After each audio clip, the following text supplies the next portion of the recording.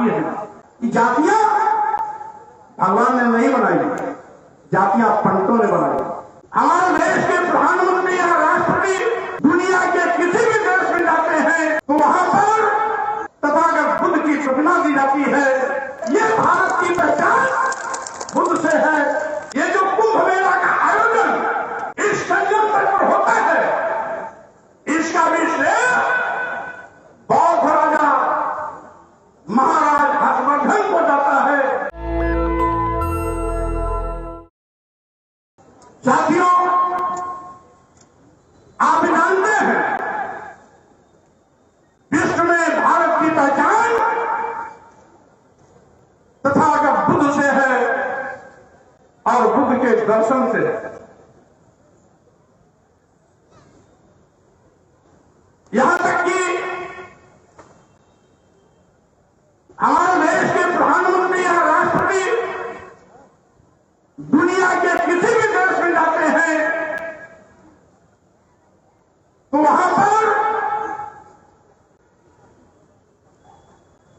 भारत के विषय में भारत की ओर से प्रतीक के रूप में दूसरे देशों के राष्ट्राध्यक्ष को तथागत बुद्ध की प्रतिमा दी जाती है।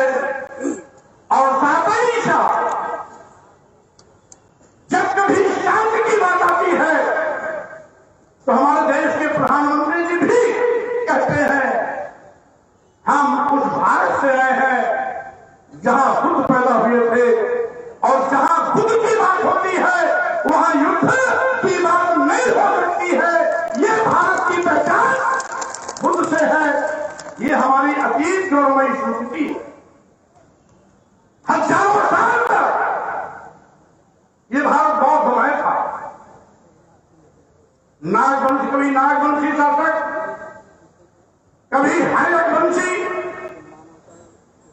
कभी रोग साम्राज्य,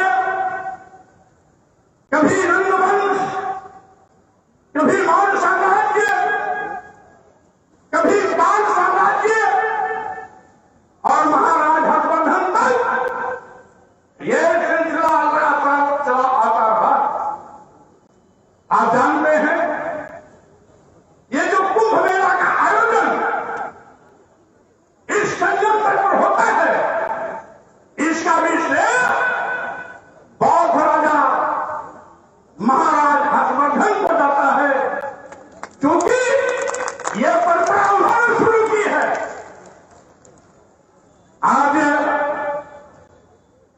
हमारी संस्कृति को लोगों ने चुराया है। हमारी संस्कृति को अपनाकर अपना बताया है। ये हमारी संस्कृति की खासियत है कि लाख कोशिश किया लोगों ने मिटाने को, फिर भी हमारी बौद्ध धर्म की संस्कृति सबके सिर पर चढ़ करके बोलती है। कोई इसको मिटा नहीं सकता। आप जानते हैं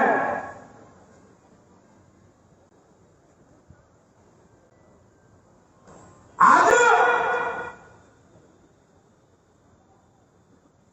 लगभग 60 देश भगवान बुद्ध के दर्शन पर चलने वाले देश है। चीन और रूस जो 100% कम्युनिस्ट था, वहां भी 40% लोग आज बौद्ध धर्मावलंबी हो गए हैं। विश्व के किसी कोने में पुरातत्व विभाग जब खुदाई करता है तो वहां पर बुद्ध की प्रतिमाएं मिलती हैं, बुद्ध की मूर्तियां मिलती हैं। रांची की पहाड़ी हो, साइबेरिया का पठार हो, ताइवान की पहाड़ियां हो, पहाड़ियां हो, और इसी तरीके से आप इस भारत भूमि में चप्पे चप्पे पर जब भी पुरातत्व विभाग ने खुदाई की तो वहां बुद्ध मिलते हैं, बुद्धकालीन इतिहास मिलता है। अभी आपके इलाहाबाद सीतामढ़ी में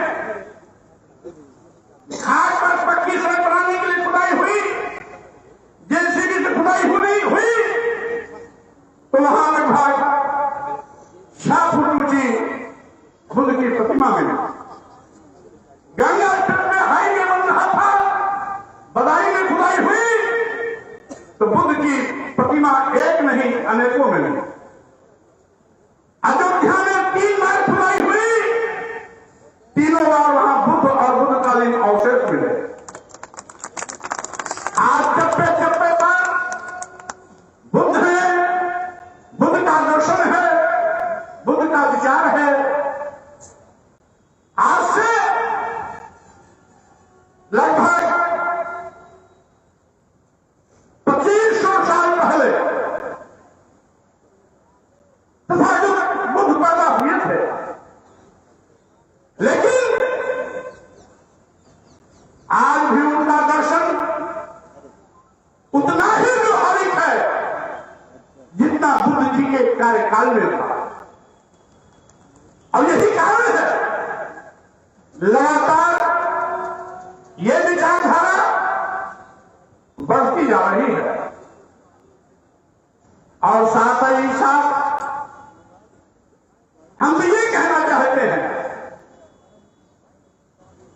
जापान जैसे मुट्ठी भर लोगों का देश, जहां का राष्ट्र बौद्ध धर्म है, तकनीकी क्षेत्र में अमेरिका को भी शिकस्त देने की पावर रखता है। यानी खुद का दर्शन विज्ञान का दर्शन है, व्यवहारिक दर्शन है। और साथियों, यही कारण है लोगों ने जलाने की कोशिश की।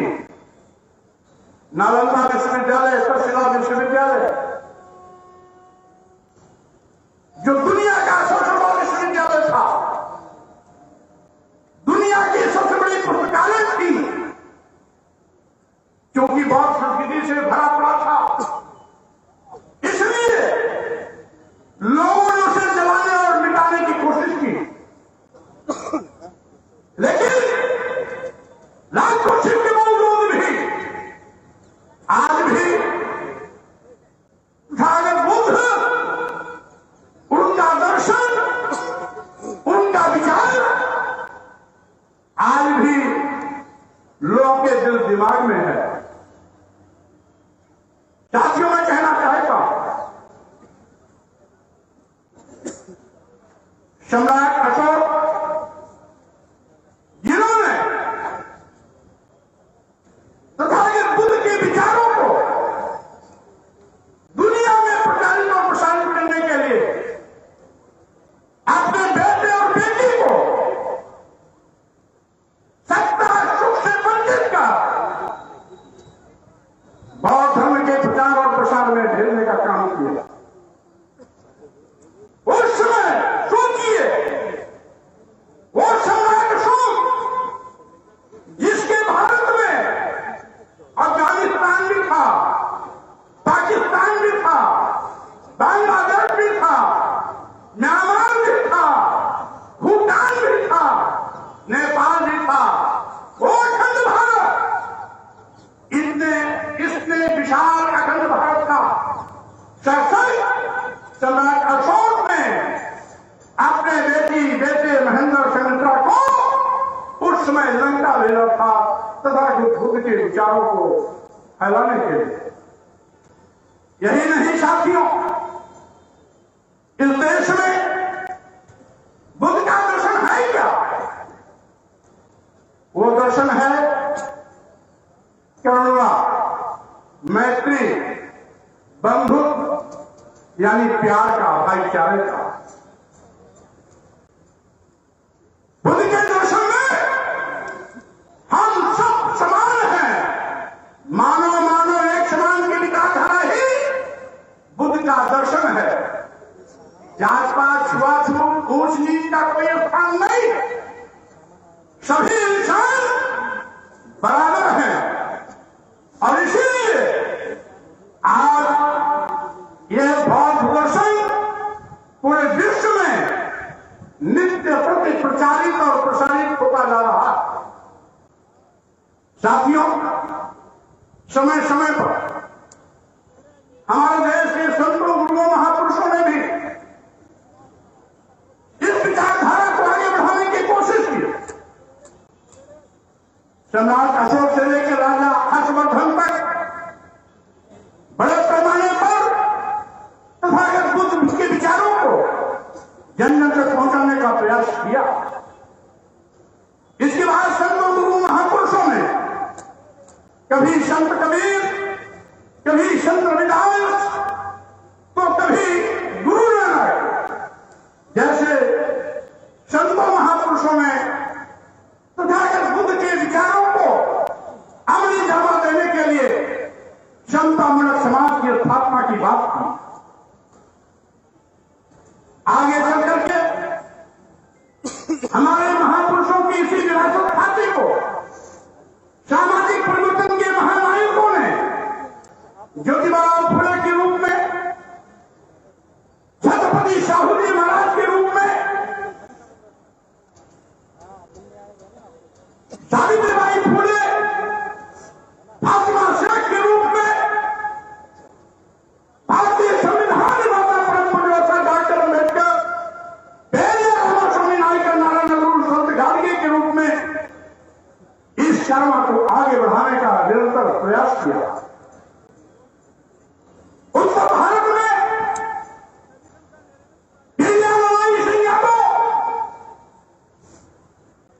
तुम्हारी रामस्वरूप वर्मा जी, तो बिहार में लेनिन कहे जाने वाले शहीद जगदेव प्रसाद कुशवाहा जी ने भी इसी समतामूलक समाज की स्थापना के लिए हंसते हंसते अपनी शहादत दी थी।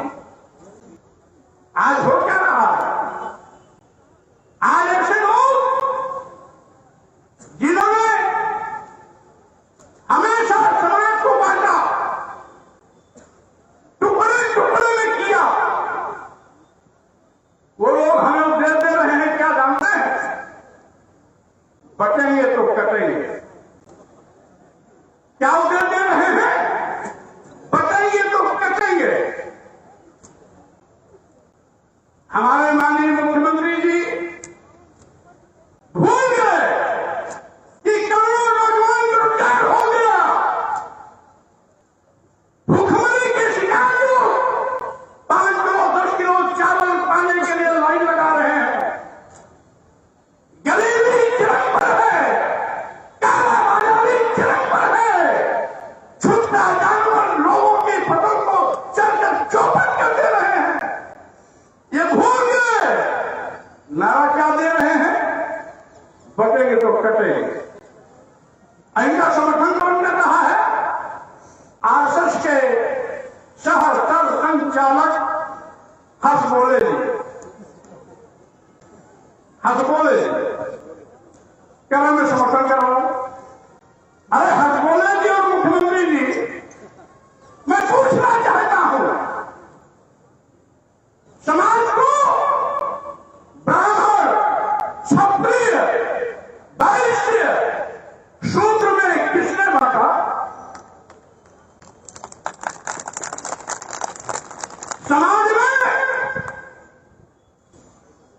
समाज को जाति और पाति में किसने बांटा? समाज को ऊंच और नीच में किसने बांटा? समाज को छूत और छूत में किसने बांटा? आप उल्टा सेकी बघार रहे हो। समाज को बांटने का पाप आपने किया, आपके धर्म के ठेकेदारों ने किया। अपने पाप को, अपने पाप का चादर दूसरों पर डालने की कोशिश मत करो।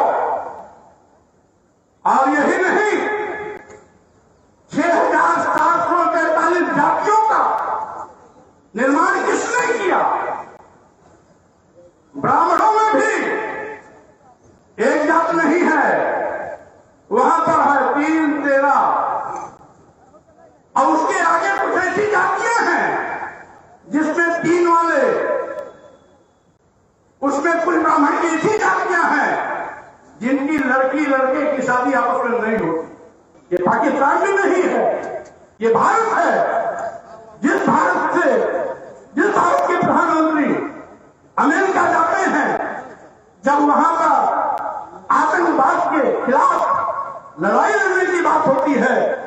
प्रधानमंत्री जी कहते हैं हम बुद्ध के देश भारत से आए हैं, इसलिए जहां बुद्ध है वहां युद्ध नहीं।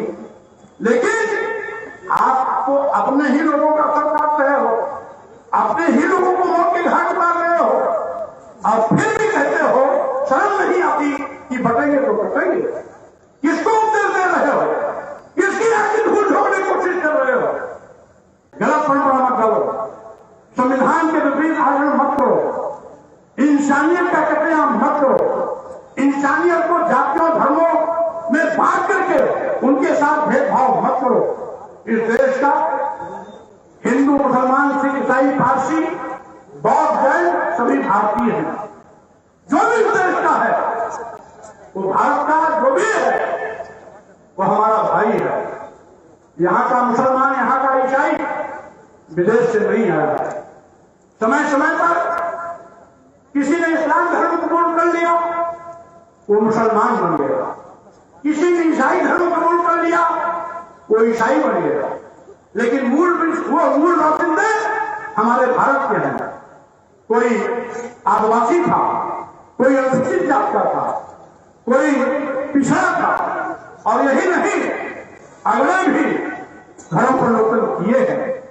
आज इतिहास आप खोलेंगे तो अगर किसी क्षत्रिय ने इस्लाम धर्म कबूल कर लिया तो वहां पठान हो गया, किसी श्रीवास्तव ने इस्लाम धर्म कबूल किया शेख हो गया, किसी ब्राह्मण ने इस्लाम धर्म कबूल कर लिया सैयद हो गया। ये बात नहीं है, ये सभी देश के हैं। और यही सरसंचालक श्री भागवत जी भी कहते हैं इस देश का मुसलमान, इस देश का ईसाई बाहर के नहीं है, वो भारत के ही लोग हैं। अगर भागवत जी समझते हैं तो मुख्यमंत्री जी आप क्यों नहीं समझते? हाँ बोले जी आप क्यों नहीं समझते? कम से कम अपने सरसंचालक की बात तो मान लेते, स्वामी प्रसाद मौर्य की बात मत मानिए, लेकिन अपने सरसंचालक की बात तो मान लेते। सरसंचालक ने कह दिया कि जातियां भगवान ने नहीं बनाई, जातियां पंडितों ने बनाई। ये स्वामी प्रसाद मौर्य ने नहीं कहा, ये भागवत जी ने कहा, संत प्रमुख भागवत जी ने कहा। अगर संत प्रमुख भागवत जी ने कहा तो उनकी बात क्यों नहीं मानते हो? संत प्रमुख भागवत जी ने कहा कि इस देश का हिंदू और इस देश का मुसलमान ईसाई विदेशी नहीं है, वो भारतीय है। तो कम से कम प्रमुख जी की संत के प्रमुख भागवत जी की बात मान लेते। लेकिन मैं कहना चाहता हूं जातिवाद के जहर में जो पैदा हुआ है वो जातिवादी चरित्र से बाहर आ ही नहीं सकता। ये तो गुण हमारे महापुरुषों में है, उदार मन, विशाल हृदय, सबको साथ लेकर चलने की क्षमता, मानव एक समान की विचारधारा अगर कहीं कोई मिलता है तो ताकत बुद्ध के दर्शन में मिलता है। इसीलिए मैं कहना चाहता हूं आज साथियों आवश्यकता है, ये धम्म नगरी है, ये महाराज हर्षवर्धन की नगरी है। इसी कुंभ मेले की शुरुआत महाराज हर्षवर्धन यहां रुक करके 1 महीने तक संगम तक रुक करके अपने खजाने को गरीबों में बांटने का काम करते, और तब से इस कुंभ मेले की शुरुआत और शुभारंभ ये भी बुद्ध नगरी है। हमसे सुरेंद्र जी ने इस आयोजन को इस संयम तक पर इसीलिए किया कि कम से कम इसी बहाने हमारे अतीत गौरवशाली महाराज हर्षवर्धन इस महानगरी पर हमें एक बहुत बड़ा महासम्मेलन, विश्व गौरव सम्मेलन के रूप में करने का मौका मिलेगा। इसलिए मैं पूज्य भंते सुरेंद्र जी को बहुत बधाई शुभकामना देता हूं कि आपने केवल विश्व गौरव महासम्मेलन का आयोजन नहीं किया, बल्कि महाराजा हर्षवर्धन जो बहुत शासक थे उनके अतीत गौरवमयी धम्म नगरी इस प्रयाग की धरती को आपने धन्य किया है, और ये बताने की कोशिश की है कि यह बौद्ध लगाव की धरती रही है, महाराजा हर्षवर्धन की नगरी रही है, ये धम्म नगरी रही है, और वो प्रथा आज भी कुंभ मेले के रूप में चल रही है, जो विश्व के तमाम लोग आज भी इस मेले में आते हैं।